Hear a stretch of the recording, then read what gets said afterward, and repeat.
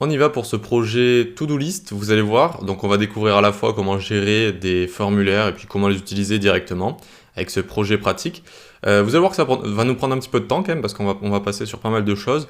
On va utiliser un framework CSS, on va utiliser Bulma tant qu'à faire, histoire d'utiliser un framework qu'on a appris. Donc Bulma, celui de la section qui avait un peu plus tôt dans la formation. Donc comment installer ici ce framework? Eh bien, CTRL U accent grave.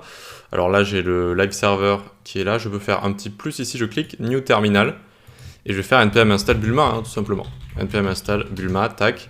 Ça va me l'installer. Normalement, je vais le voir apparaître, tac, tac, tac, dans package.json ici.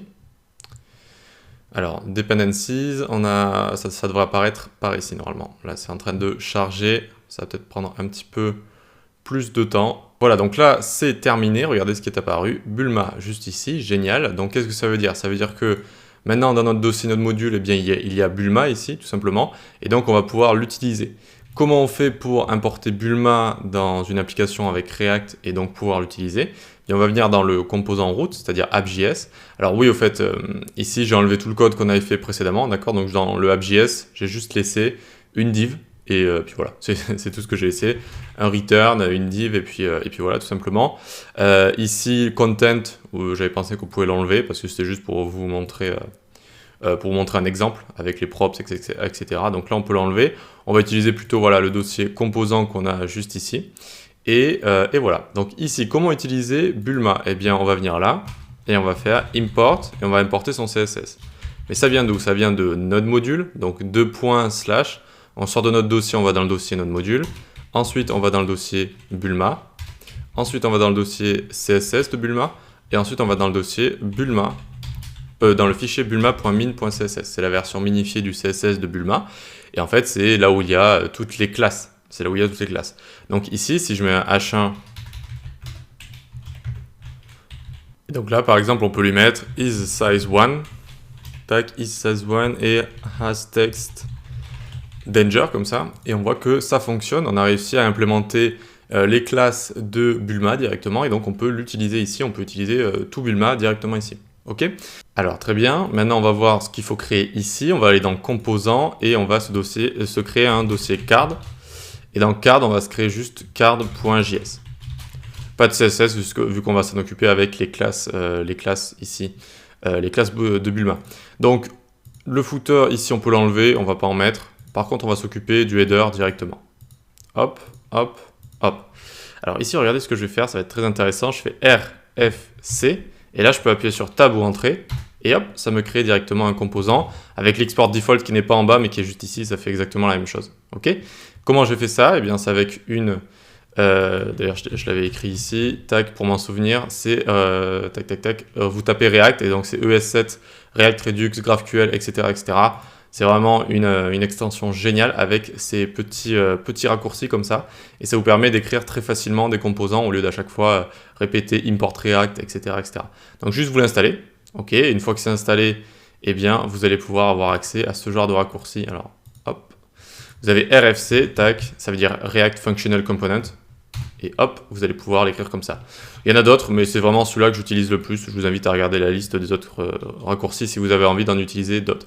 Avant, il y avait aussi RCC, parce que c'était React Class Component. C'est, je vous avais dit, l'ancienne version quand on utilisait encore des classes. Voilà. Donc RFC, ça nous crée notre petit composant, très bien. Et maintenant, on va pouvoir le remplir. Donc ce qu'on va faire ici, on ne va pas prendre une div. On va se créer une nav, très bien. Hop. Class name ici, class name, on va lui mettre navbar. On va lui mettre has text centered. Hop, centered, ok. Has background primary. D'accord, nickel. Et ensuite, on va lui mettre par exemple, pour la forme role est égal navigation. Aria label est égal main navigation. Donc ça c'est pour l'accessibilité et notamment quand on est dans Bulma, il nous rajoute directement ses attributs pour que ce soit vraiment bien accessible. Ensuite ici on va faire un h2 et on va lui mettre la classe isSize4. Alors là j'utilise emmet isSize4 et je peux lui remettre une autre classe également hasTextWhite. Hop. voyez que ça fonctionne emmet comme ça très bien, mais ça risque de pas très bien fonctionner si vous l'utilisez pour la première fois avec React. N'hésitez pas à aller dans Preferences ici, Settings, alors tac, Extensions, emmet, Edit in Settings JSONs, ok, et tac, il va falloir que vous écriviez ceci. Alors là, bon, je l'ai fait pour pas mal de frameworks, mais c'est celui-là pour React qui le fait fonctionner bien avec React. Donc si c'est pas écrit, vous écrivez cette ligne, emmet.include languages, et ensuite vous faites donc 2 points, on ouvre les accolades, on n'oublie pas les virgules en haut et en bas comme ça, et vous écrivez JavaScript 2 points, JavaScript React, et ça va bien prendre en compte le JavaScript que vous allez écrire dans React pour les extensions emmet, d'accord, pour pouvoir faire ce genre de choses, pour écrire rapidement des classes en fait. Et ça va vous écrire class name directement aussi. Ok, allez, du coup, ici on va écrire app to do list. Ok, nickel. Et on va lui faire une dernière chose, on va juste lui mettre un tout petit peu de style en ligne. Alors normalement, il ne faut pas trop le faire parce que c'est pas très esthétique déjà, on ne s'y retrouve pas trop avec ça. Mais là, juste on lui met la taille de la hauteur de la navbar en line 8 pour que ce soit également parfaitement centré sur Y. Voilà. On a fini avec notre header, il faut maintenant l'importer pour pouvoir le voir apparaître. Donc on l'importe ici, import header EC2. Vous pouvez essayer de le faire tout seul si vous voulez, ça va vous aider à faire les chemins. On sort du dossier, on va dans... alors, c'est bizarre ça, app.js. App.js, ah non, on rentre directement.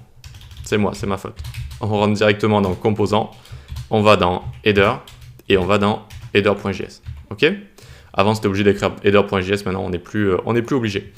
Donc, très bien, on peut enlever notre H1 qu'on ajoute ici, et on va y mettre header ici, tout simplement, notre composant header. Et tadam, app to do list. Super, on a réussi à faire notre premier composant. C'est ça un peu l'esprit framework, hein, de toute façon, c'est vous allez créer vos composants comme ça, et vous allez les importer, et au final, tout va se retrouver dans le app.js. Alors tout n'a pas besoin d'être importé directement dans le app.js, hein. Vous pouvez avoir des sous-branches, des sous-branches, des sous-branches, mais il faut qu'à la fin, la branche tout en haut, elle soit importée ici dans le app.js pour pouvoir apparaître, hein, tout simplement, et pour qu'on puisse rendre le app.js dans le index.html. Voilà. Ok, donc ça c'était la première étape, la plus facile de faire ce petit header. On va pouvoir commencer à faire l'interface de notre to-do list avec notamment tous les formulaires. Voilà, allez, on passe à la suite.